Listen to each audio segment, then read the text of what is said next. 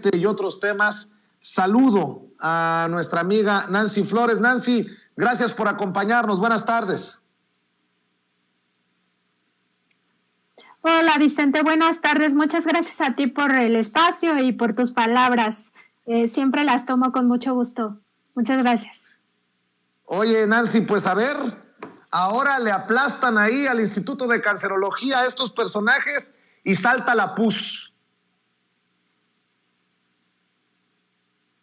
Así es, Vicente. Fíjate que en este caso tuvimos acceso al expediente, que es un amplio expediente que hizo la Unidad de Inteligencia Financiera y que justo como tú mencionabas al inicio, en este reportaje damos cuenta que se hace a la par de las investigaciones que lleva por su parte la Secretaría de la Función Pública. Y además están involucradas otras áreas del propio gobierno, sobre todo las áreas de Hacienda, porque lo que están investigando no solamente es el delito de evolución patrimonial, que tiene que ver con el peculado, concretamente con la salida de recursos del Instituto Nacional de Cancerología hacia ciertos directivos, pero también con otra circunstancia que me parece un poco igual de grave, digamos, que todavía las autoridades no logran aterrizar esas investigaciones para ya concretar las denuncias penales en contra de estos exdirectivos, y que es justamente el manejo de todas las donaciones en el INCAN. Fíjate que como todos los institutos de salud pública, recibe donaciones de ciertas asociaciones civiles que ahora han sido cuestionadas por el Servicio de Administración Tributaria y no se documentaban dentro del patrimonio del INCAN. Es decir, no se agregaban pues sí, a eso, al patrimonio, no se documentaban. Entonces lo que pasaba es que se perdían, se acababan perdiendo. Entonces ahí la UIF entra para ver qué está pasando con todos estos elementos y lo que encuentra son justamente transacciones en el extranjero, operaciones simuladas, compras de terrenos, una evolución patrimonial que no se justifica con el sueldo que tienen estos directivos, a pesar de que eran sueldos pues altos, ¿no?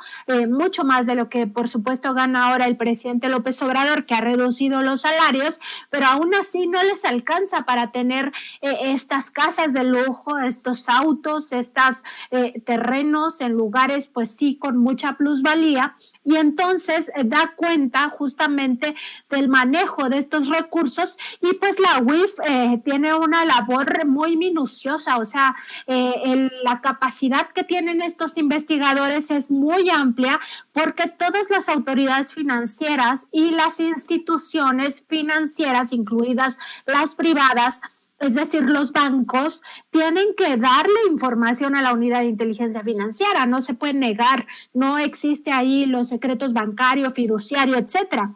Entonces es muy interesante porque tres exdirectivos se les marca claramente la ruta de su dinero, desde 2009 hasta la fecha.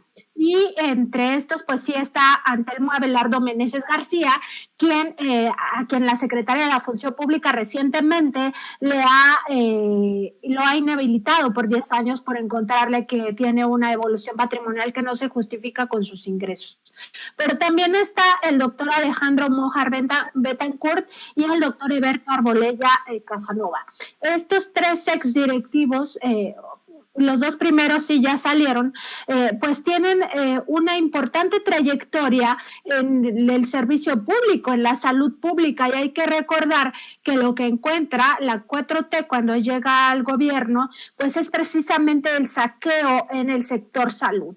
Y esto es parte de ese saqueo. El Instituto Nacional de Cancerología es un instituto que debería de estar a la vanguardia en la lucha contra estas enfermedades tan graves que padece tanta población, y sin embargo había sido botín de un grupo, no solamente de funcionarios, sino sobre todo de empresarios. Hay que recordar que aquí también se entrelaza todo el tema de las farmacéuticas y cómo estaban haciendo sus negocios sucios al amparo del poder de los gobiernos pasados, pues con estos medicamentos para justamente combatir el cáncer. Entonces digamos que es una etapa periodística muy interesante donde se entrelaza con otros trabajos periodísticos que han salido en otras publicaciones y que nos llevan a ver cómo Vicente, justamente el sistema público de salud estaba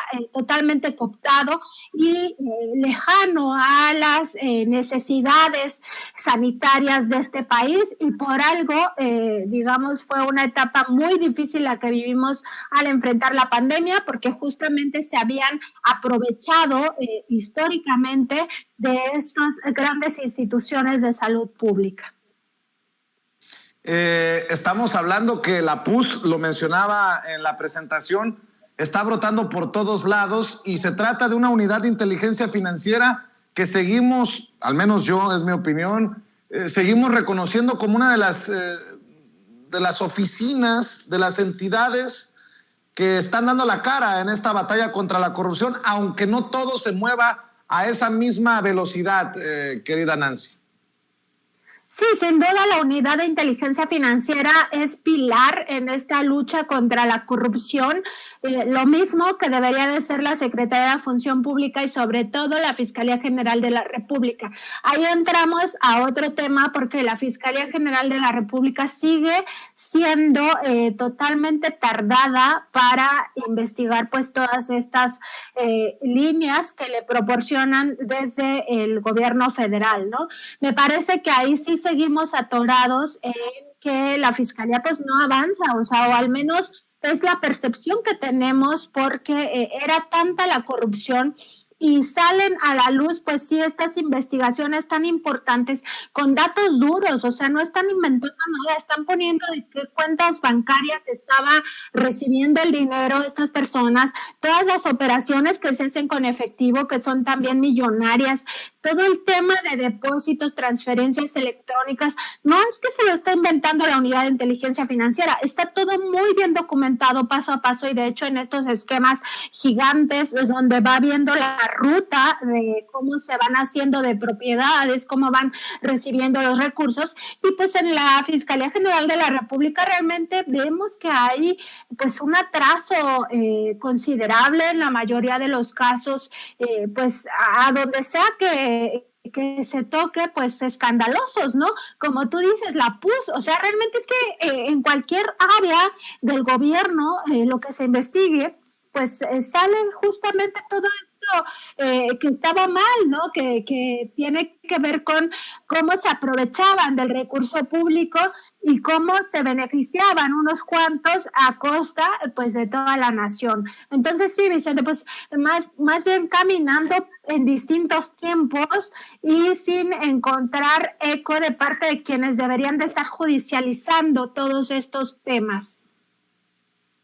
Querida Nancy, también sigue saliendo más información en torno a las cosas que nos dejó, a lo que apesta de lo que dejó Felipe Calderón, ¿no? Se va tomando forma el tamaño de las irregularidades que dejó el sexenio del expresidente panista Felipe Calderón, hoy muy activo ambientalista en Glasgow. Sí, bueno, Felipe Calderón tiene una, digamos, retahíla de cosas que dejó mal durante su sexenio. Y no solamente estamos hablando de la gran tragedia que nos heredó, ¿no? Esta guerra contra el narcotráfico, que ya sabemos que no fue una guerra contra el narcotráfico, sino fue una guerra contra los grupos criminales que estaban enfrentados al cártel de Sinaloa en asociación el gobierno federal con el cártel de Sinaloa y una guerra social al mismo tiempo, porque hay que recordar que Felipe Calderón llega con una deslegitimidad total, es decir, era uno de los presidentes que menos fue aceptado por la sociedad. De hecho, llega a través de un fraude electoral, y a partir de esta primera irregularidad, que es el fraude electoral que lo lleva al poder, pues empieza a cometer cualquier cantidad de tranzas. O sea, no solamente estamos hablando de que hay una estela de luz, que es el monumento a la corrupción de su sexenio, o que nos heredó una barda perimetral que costó más de 1,000 millones de pesos, donde no existe ninguna refinería bicentenario, o que generó toda esta relación criminal con el cártel de Sinaloa a través de Genaro García Luna. No solamente estamos hablando de eso, su sexenio fue mucho más corrupto. Ya habíamos hablado, Vicente, también del tema de los 8 contratos para que se construyeran cárceles de máxima seguridad, supuestamente amparadas en la seguridad nacional, por lo cual se entregaron de forma directa, que generan un daño patrimonial de alrededor de 300,000 millones de pesos. Ni la estafa maestra costó eso. Es decir, imagínate el tamaño de este gran fraude. Y todavía se atreve este señor a estar en esta campaña pública en contra del gobierno. Pues yo no sé qué quiere. O sea, yo de verdad espero que algún día, al menos en la justicia internacional, este expresidente pueda rendir cuentas y sobre todo puede ser juzgado y condenado por lo... Bueno, desafortunadamente se está cortando la comunicación, la señal con la querida Nancy Flores, periodista de investigación de la revista Contralínea, amiga de esta familia Sin Censura, a quien se lo digo y se lo confirmo y se lo sostengo, que admiramos, respetamos y aplaudimos por la labor que están haciendo. Se cortaba un poco la comunicación, querida Nancy Flores.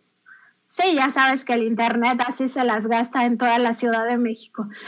Pues justo te decía que esperemos que en algún momento se le juzgue en la Corte Penal Internacional de La Haya, donde ya existe pues un procedimiento en su contra, una denuncia que firmamos más de 20,000 personas, y que esperemos que haya justicia en algún momento para México, porque este tipo de personas, de políticos, no pueden quedar impunes, no deben de quedar impunes. Es algo que falta como sociedad. Esta persona de verdad que debe mucho a México, debe mucho a los mexicanos, y tendría que pagar por todo lo que nos hizo, la verdad. Vicente. Querida Nancy Flores, yo siempre agradecido por tu disponibilidad para compartir con la audiencia de Sin Censura la información que manejan en la revista Contralínea. ¿Por qué no cerramos invitando a la gente para que los apoye, para que siga respaldando el periodismo independiente y de investigación que practican de la mano del maestro Miguel Vadillo? Claro que sí, nuestra página en internet es www.contralinea.com.mx. En redes sociales estamos como Contralínea, en Twitter @Contralínea, y a mí me encuentran como @Nancy_Contra. Muchas gracias, Vicente, por el espacio, gracias a tu audiencia y gracias a tu equipo. Buenas tardes. Muchas gracias. Buenas tardes. Es Nancy Flores, periodista de investigación independiente de la revista Contralínea. Saludos a todos en la redacción, especialmente al maestro Miguel Vadillo, director de la revista. Déjeme ir a la pausa comercial. Híjole, qué rápido se